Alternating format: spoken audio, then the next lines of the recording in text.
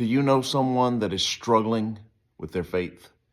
Do you know someone that has sin in their life? Do you know someone who's had a moral failure? Do you know someone who once was on fire for God, but now seems to be following the wrong path?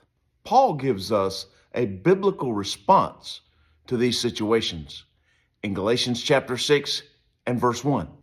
Brethren, if a man be overtaken in a fault, ye who are spiritual, restore such an one in the spirit of meekness, considering thyself, lest thou also be tempted. Paul is teaching that when a fellow believer stumbles into sin, our reaction should be restoration, not rejection. So how do we restore them? According to the passage, we must approach this with meekness or gentleness, not with harshness or pride.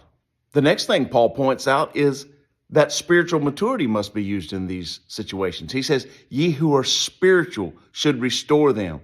In other words, this should be led by the Holy Spirit and not by our emotions or self-righteousness.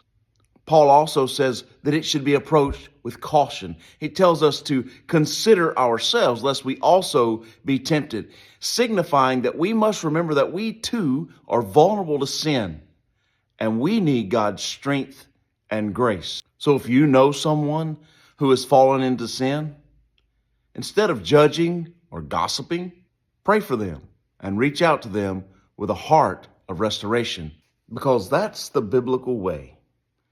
Restoration, not rejection. Let's go.